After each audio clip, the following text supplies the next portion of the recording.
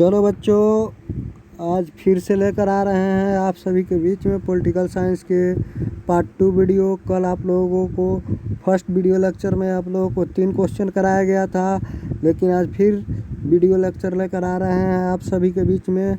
तो चलिए स्टार्ट करते हैं वीडियो को। चौथा क्वेश्चन देखते हैं। चौथा क्वेश्चन है, गुट निरपेक्ष आंदोलन क्या है? गुट निरपेक्ष आंदोलन की नीति क्यों अपनाई और गुट निरपेक्ष संबंधों भारतीय नीति क्या है? चलिए फिर से चालू करते हैं। इसका आंसर होगा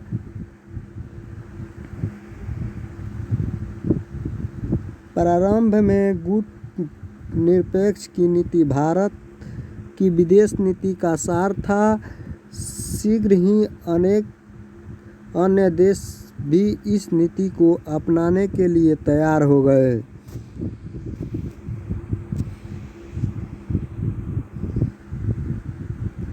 देखते ही देखते गुट निरपेक्ष नीति ने एक आंदोलन का रूप धारण कर लिया। नेहरू, नासिर तथा टीटो के प्रयास से गुट निरपेक्ष आंदोलन का प्रारंभ उस समय हुआ जब 1961 में 25 देश का पहला गुट निरपेक्ष शिखर सम्मेलन बेलग्रेड में हुआ। तब तक इसमें 116 देश शामिल हो चुके हैं। गुट निरपेक्ष आंदोलन में नेहरू जी का स्थान सर्वोपरि रहा था। उन्होंने निःशस्त्रीकरण का समर्थन और साम्यवाद का विरोध किया। गुट निरपेक्ष देशों का सम्मेलन समय समय पर किसी सदस्य देश में होता रहा। 1980 में भारत अफ्रीका कोष का अध्यक्ष बना। जकार्ता सम्मेलन 1992 ईस्वी में भारत ने संयुक्त राष्ट्र सुरक्षा परिषद के पुनर्गठन मामला उठाया। 11वीं सम्मेलन कार्टिजेंस में 1995 में संपन्न हुआ। कार्टिजेंस घोषणा में आतंकवाद का निंदनीय बताया गया और कहा गया कि हर प्रकार के आतंकवाद का विरोध होना चाहिए।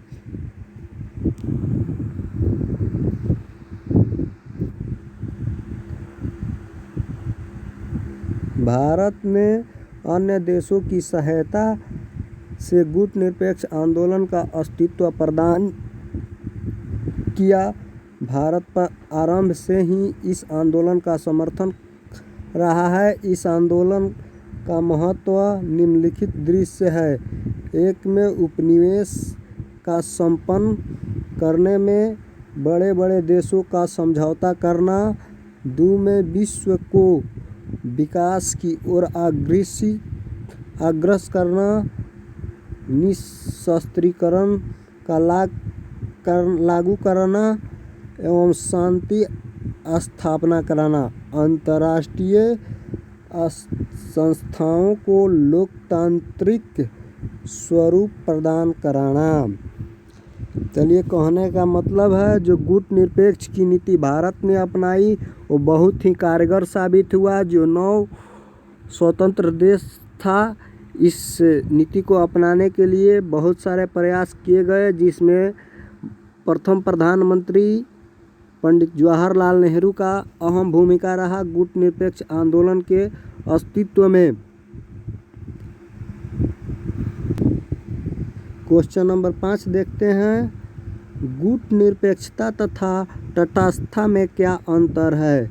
देखिए, आंसर कह रहा है गुट निरपेक्षता का अर्थ तथा तटस्थता का धर्म निभाना ही है। तटस्थता का अर्थ होता है मुख्यतः युद्ध में शामिल न होने की नीति का पालन करना। तटस्थता की नीति का पालन करने वाले देश के लिए जरूरी नहीं है वह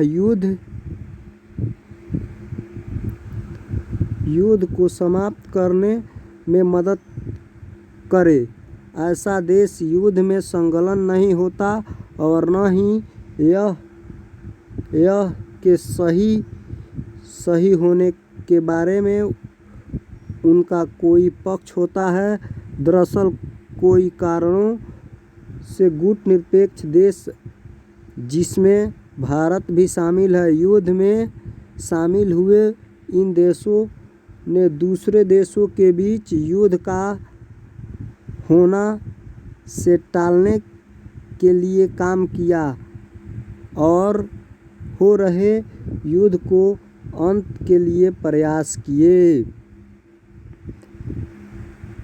छठा क्वेश्चन है, मानव शैथिल्य देहांत से आप क्या समझते हैं? बहुत ही महत्वपूर्ण क्वेश्चन है।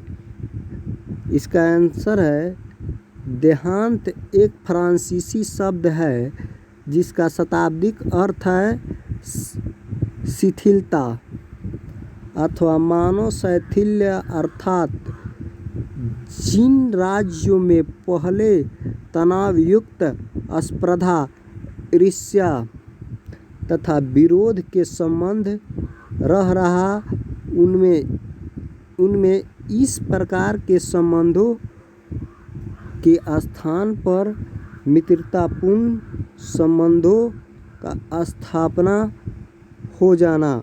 अंतर्राष्ट्रीय राजनीति में देहांत शब्द का प्रयोग मुख्य रूप से दो महाशक्ति रूस तथा अमेरिका का संदर्भ किया। कहने का मतलब है, इसमें जो क्वेश्चन कह रहा है, मानव की शैथिल्य देहांत से क्या मतलब है, जो दो गुट थी, जो महान शक्तियाँ थी, सोवियत संघ और संयुक्त राज्य अमेरिका, इसी के बारे में इसमें चर्चा किया गया है। चलिए अगला क्वेश्चन देखते हैं। क्वेश्चन नंबर 7 कह रहा है, नाटो पर एक टिप्पणी लिखे। नाटो एक सदस्य बनाया था जो अमेरिका बनाया था। इस सदस्य का पश्चिमी संगठन था। चलिए इसके बारे में हम देखते हैं। पश्चिमी गठबंधन ने स्वयं को एक संगठन का रूप दिया। अप्रैल 1949 में उत्तर अटलांटिक संधि संगठन नाटो की स्थापना हुई, जिसमें 12 देश शामिल थे। इस संगठन ने घोषणा की कि उत्तरी अमेरिका तथा यूरोप, इन देशों में से किसी एक पर भी हमला होता है तो उसे संगठन में शामिल सभी देश अपने ऊपर हमला मानेंगे और नाटो में शामिल हर एक देश दूसरे की मदद करेगा। कहने का मतलब है, नाटो में जितने भी सदस्य देश बने हुए थे, अगर कोई देश उस पर हमला करता है तो नाटो सदस्य अपने ऊपर हमला मानकर उसे सब मुंह तोड़ जवाब देगा। चलिए अगला क्वेश्चन 8 नंबर करता है, वर्सा संधि पर एक टिप्पणी लिखे। वर्सा संधि सोवियत संघ बनाया हुआ था जो पूर्वी यूरोप में। चलिए इसका आंसर देखते हैं क्या कह रहा है। सोवियत संघ ने पूर्वी यूरोप के अपने गुट के सदस्य राज्य को सुरक्षा प्रदान करने तथा उन पर अपना प्रभाव बनाए रखने के लिए नाटो का जवाब में 1955 में वर्सा संधि का निर्माण किया गया। इसका उद्देश्य था नाटो में शामिल देशों का यूरोप में मुकाबला करना। इसमें सोवियत संघ के अतिरिक्त पोलैंड, पूर्वी जर्मनी, रोमेनिया, बुल्गारिया, चेकोस्लोवाकिया आदि देश जो सोवियत संघ के गुट में शामिल थे। जब नाटो बन गया तो सोवियत संघ सोचा कि नाटो के उपेक्ष में ये भी एक बनाया संगठन जिसका नाम था वर्सा संधि। चलिए अगला क्वेश्चन देखते हैं। 9 नंबर क्वेश्चन कह रहा है परमाणु अप्रसार संधि क्या है। इसका आंसर होगा यह संधि केवल परमाणु शक्ति संपन्न देशों को एटमी हथियार रखने की अनुमति देती है और बाकी देशों की ऐसे हथियार हासिल करने से रोकती है। परमाणु अप्रसार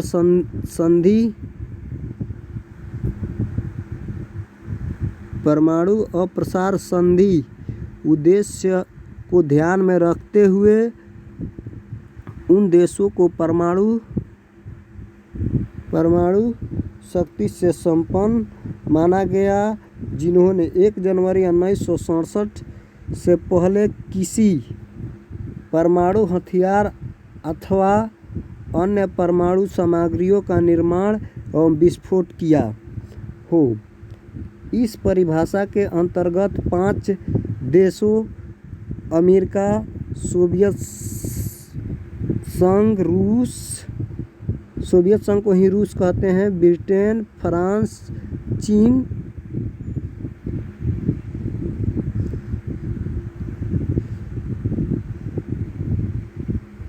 चीन को परमाणु शक्ति से संपन्न माना गया। इस संधि पर 1 जुलाई 1968 में वाशिंगटन, लंदन और मॉस्को में हस्ताक्षर हुआ और संधि 5 मार्च 1970 से प्रभावी हुए। इस संधि को 1995 की अनियत काल के लिए बढ़ा दिया गया।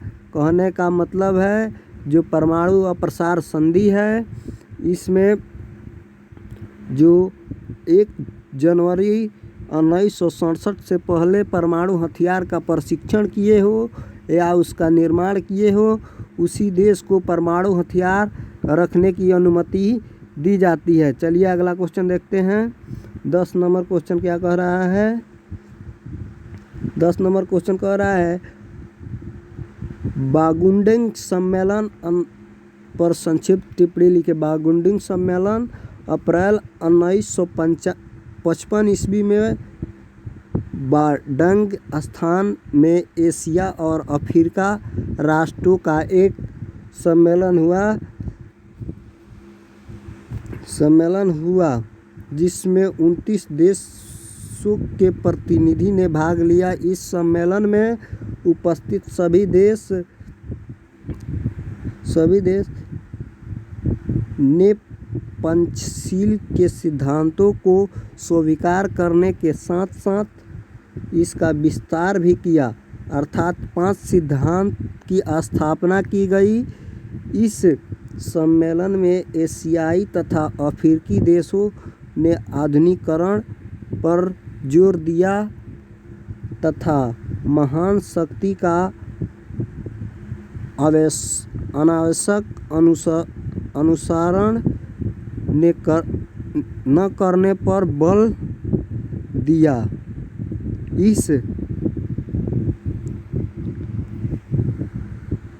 इस सम्मेलन में सभी राज्य की पूर्ण प्रभुत्व, समता और राष्ट्रीय सीमाओं की रक्षा करने, किसी राज्य पर सैनिक आक्रमण न करने तथा किसी राज्य के आंतरिक मामले में हस्तक्षेप न करने पर बल दिया गया।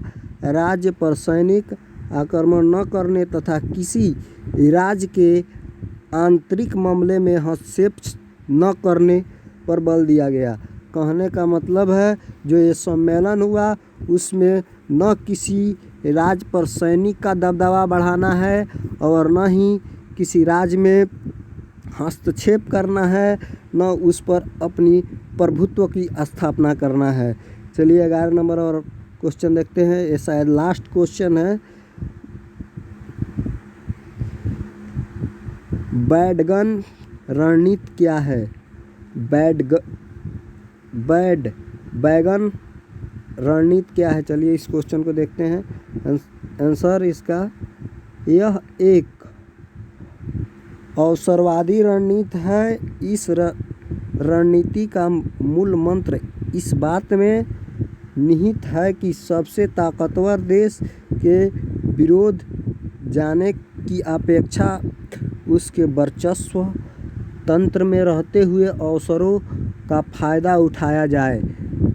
इस बैगन रणनीति को सामान्य बोलचाल की भाषा में जैसे बहे बयार पीठ तब जैसी कैजी की रणनीति ने कहा जाता है। किसी भी राष्ट्र के लिए विशेषकर विकसित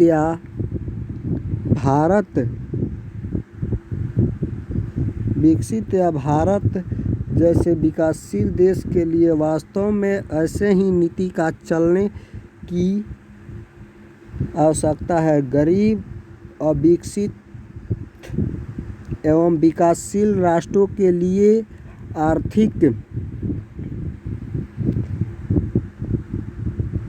आर्थिक वृद्धि दर को ऊंचा उठाने के लिए व्यापार व्यवसाय को बढ़ावा, नवीन प्रौद्योगिकी का हस्तांतरण एवं निवेश आवश्यक शर्त हैं। इसके अभाव में कोई भी राष्ट्र अपना समुचित विकास नहीं कर सकता। अतः अविकसित एवं पिछड़े राज्य के लिए यह जरूरी है कि वह अमेरिका के साथ मिलकर काम करे और उसे विश्वास में लेकर उससे सहयोग ले सके।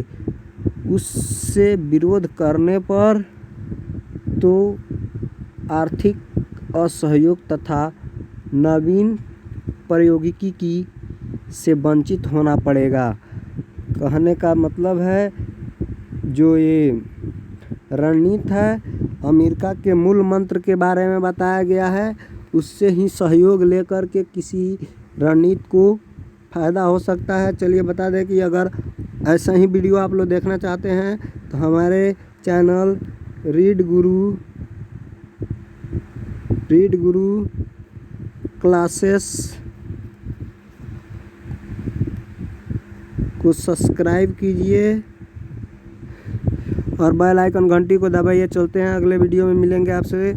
Okay, bye bye.